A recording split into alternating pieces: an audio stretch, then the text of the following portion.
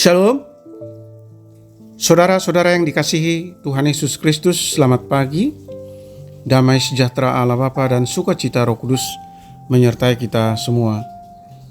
Kiranya kasih dan hikmat Tuhan Yesus Kristus menyertai dan menolong kita untuk melakukan tugas dan pekerjaan kita masing-masing.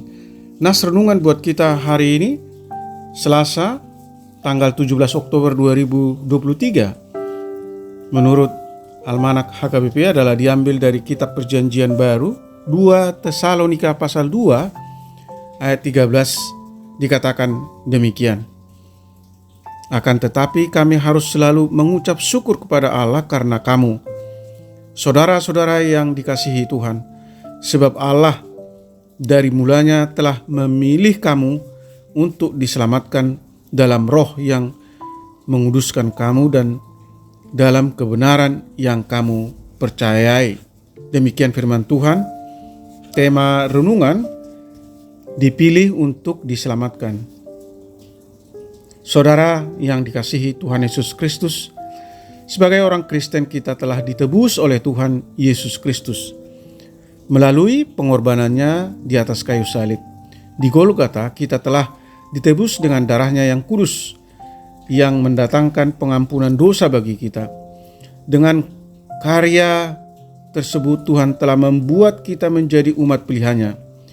Hidup kita secara hakiki sungguh berbeda dari orang-orang yang tidak percaya kepada Kristus. Kita telah dipanggil melalui Injil, sehingga hidup kita menjadi baru dan mengalami kemuliaan Yesus Kristus. Dialah Tuhan kita yang dalam kasih karunia-Nya telah mengasihi kita dan mengaruniakan penghiburan abadi serta pengharapan baik kepada kita. Saudara yang dikasihi Tuhan Yesus Kristus, pemilihan Tuhan ini adalah karya yang luar biasa. Kita manusia biasa yang penuh dengan kelemahan dan kekurangan telah dipilihnya untuk diselamatkan. Inilah status kita, hakikat dan hidup kita. Jadi dengan karya Kristus yang agung itu, melalui iman percaya kita kepadanya, kita sudah ditetapkan oleh Tuhan untuk menjadi orang-orang yang selamat. Oleh sebab itu, demi mengingat dan menghargai anugerah tersebut, sambil menantikan kedatangannya yang kedua kali kita menerima panggilan, berdirilah teguh dan berpeganglah pada ajaran-ajaran yang kamu terima dari kami, baik secara lisan maupun secara tertulis. Sebagai umatnya yang percaya kepadanya, kita harus bertahan di atas dasar Injil Kristus dan mengandalkan ajaran kebenaran Allah. Meski dunia ini penuh dengan kedurhakaan. Saudara yang dikasihi Tuhan Yesus Kristus, sikap teguh dalam iman yang tidak goyah walau harus berhadapan dengan ancaman, tantangan, hambatan, dan gangguan harus kita miliki dan tanamkan di dalam diri. Amin.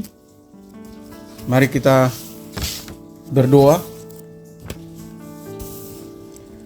Bapa Surgawi, Allah yang kami sembah dalam Kristus Yesus, kami bersyukur Tuhan atas karya Tuhan yang luar biasa yang telah memilih kami, umat-Mu, untuk diselamatkan.